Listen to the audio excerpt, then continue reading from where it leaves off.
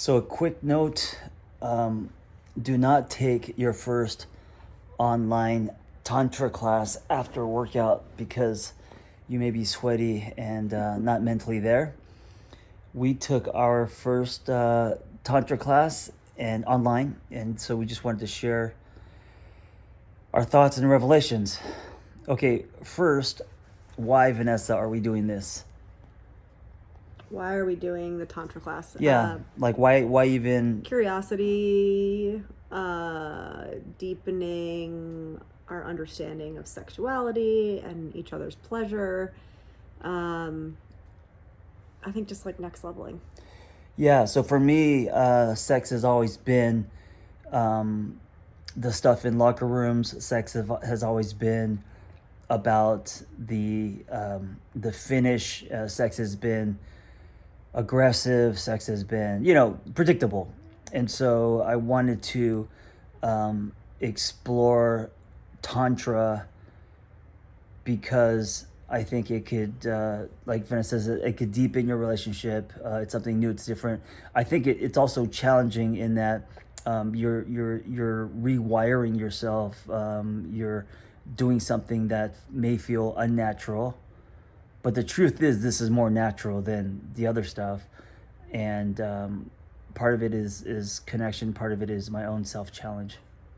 Yeah, I think that I guess I would say socially, we're trained to equate sex with finishing.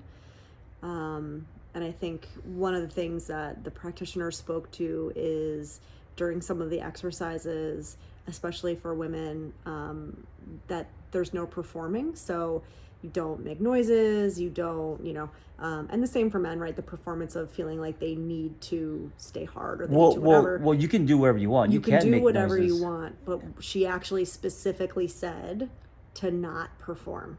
Right. To right. just be in your body and enjoying the experience rather than worrying about performing. And I think that for many women, performative sex is the only sex we know. Yeah. Because we've been taught that the most important thing in sex is to make sure that our partner is turned on.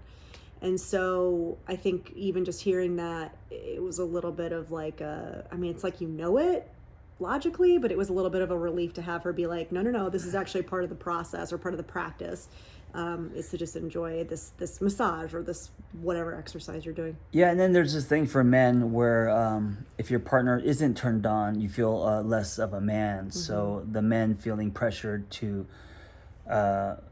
make his partner finish. Mm-hmm. So anyway, this came because I've been curious about this for months, maybe even years, but I did a podcast with someone, and he was saying that his relationship with Tantra sex has been amazing in that it takes you to a whole, like a spiritual level, and that's what I'm really curious about. Two people connecting and hitting higher notes, right? And so tantric sex, mm-hmm. It's not just about not finishing. It's not about 6 hours of what Sting does, right? It's about breath. It's about presence. It's about eye gazing. It's almost like slowing things down and being mindful and being present, right? Mm-hmm. As kind of the foundation. And of course, there's tons of techniques and stuff that we haven't gotten into. We just did day one. But I wanted to share with you real quick some of the things that we did, exercises that I thought were interesting. And we did this via Zoom. One of them is to start with active listening, which is interesting because that's a therapy thing, is just to sit in front of your partner and say, hey, how are you feeling? Your partner says the three things that he or she is feeling. And then what you do is you validate that. You say, here's what I'm hearing. I'm hearing that you're feeling a little tired, or you're feeling excited, or you're feeling, anxious or whatever. Sore from your workout, whatever it is that comes up. Yeah, and what that does is that just instantly feels, two people feel heard. Mm-hmm. And so it's just kind of soil. It's gonna what? It's soil. Oh, it's soil. It's gonna soil. It's like, it's gonna soil the whole experience. Who's soiling what? This is not. No one's peeing on anyone. Okay. I don't think peeing is not soiling. So we start with that, and then she was having us practice different touches, and of course this is on Zoom, so it's above the pants. It's above the waistline. Yeah. and blowing, gently touching someone, but also you could also grab. So all the different types of touching. It's elemental and it's attached to the chakra system, right? So like root chakra is earth, which is like very firm, very grounding touching, right? And then you would move up the chakra system. Yeah, so breath, different forms of touching. So touching isn't just grabbing or friction or aggressive, but you could explore the different types of touching, being patient with that. And then your partner tells you what he or she likes, like what's your favorite, right? So for me, my favorite was being punched in the face. I really like that. Choked. Being choked. My favorite was the kind of grabbing firmly. I liked her blowing on me, although not in my ears, but it felt nice, on my hand, shoulders, that kind of thing. And I liked the what I call what she called the water, like running your hands over someone's body as if it's like water. Those were my favorite. Vanessa's was different. What I thought was most interesting, and not as interesting for you people listening to know what my favorite is, but I thought what was more interesting is that John and I had opposite favorites. Yeah. So, and just like love languages, and we talk about this a lot in our book, usually whatever our love language that we receive in is how we just like assume that the other person wants to receive love, right? So it felt very similar to that. So your favorite was the more firm root chakra based, rubbing, touching.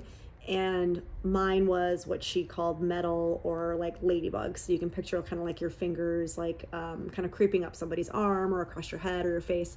And you didn't like that. And I didn't really like the firm touch. Right. And so what I was saying is that I imagine that we give to each other in the way that we also like to get. And just like love language, it makes me go, oh, if I know you like that, even though I don't like that, I should be more mindful to give you the touch that you like, the way that you like it. Yeah, and also the homework was to express to your partner what you like and what you want more of. Yeah. And then we ended with homework, and the homework was this something is crazy. Totally unattainable for people who have which is a 3-hour session, a 3-hour date night, which is not possible for us.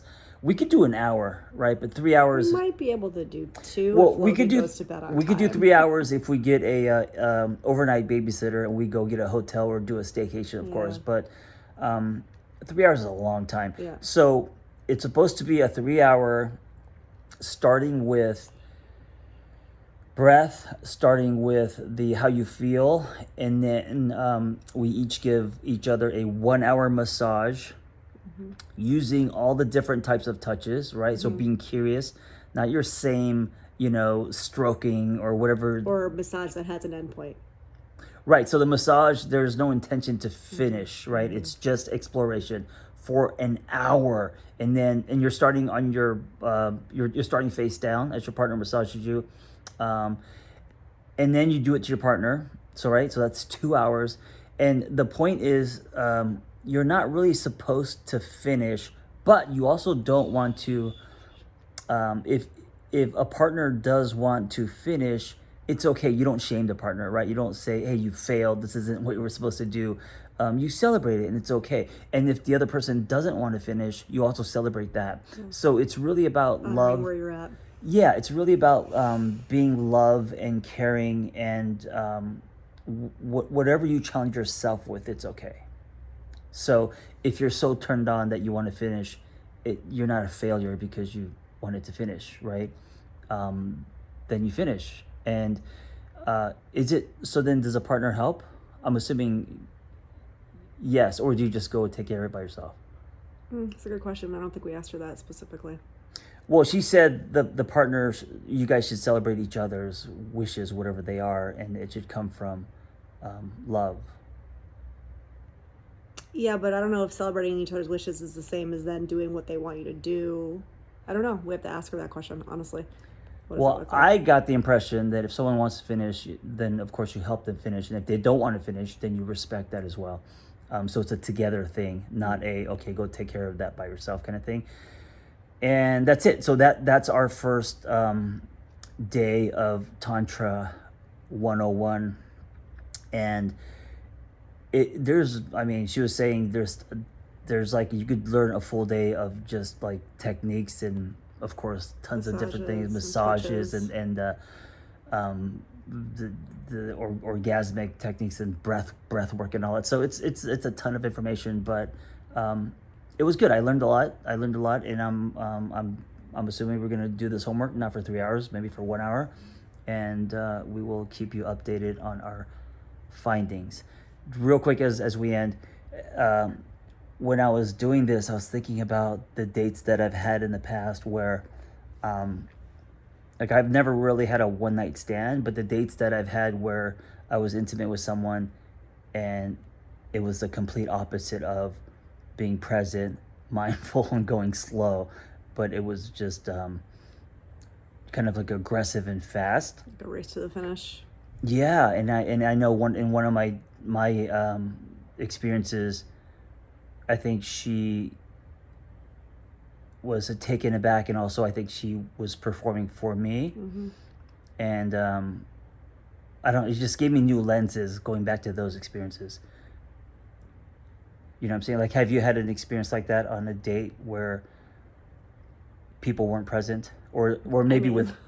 Kidding. Well, I'm just saying not in relationships, because of course in relationships that happens. But I'm talking about like you meet someone and it only lasts a week or two, and you guys get intimate, and it's. Well, yeah, but I mean, we talked about this, but like I was single in my 20s in New York, so I've had a handful of one night stands, and it's. Did you enjoy them?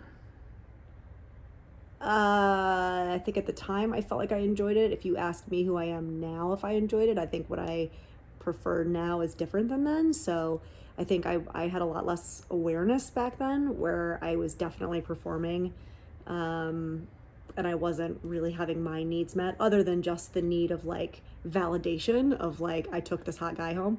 Yeah. So like ego validation, but I don't know that like sexual validation or appreciation was a part of that. I mean, is it at 23? Can be, but I doubt for most. But there's also, I guess, a time and place for that too. If it's like exciting and you take someone home and it's fast and aggressive and people are ripping their clothes off. Yeah, I mean, like it definitely was fun. I mean, I don't regret any of it at all, but it wasn't this kind of experience. But also, I wouldn't have wanted it to be this kind of experience because those are the kind of people I wouldn't have wanted to really be present with. Right. This actually, this can be very intimate. Yeah. So. When you are eye gazing or blowing on someone's hand or massaging someone for an hour, to me that's more intimate than intercourse. Yeah. Or can be, for sure. Yeah. All right, thank you for listening. Be well. Hey, quick, I don't know where to talk, but encouraging you, whether you're single or not, to explore your own sexuality patterns, stretch, and just try something different.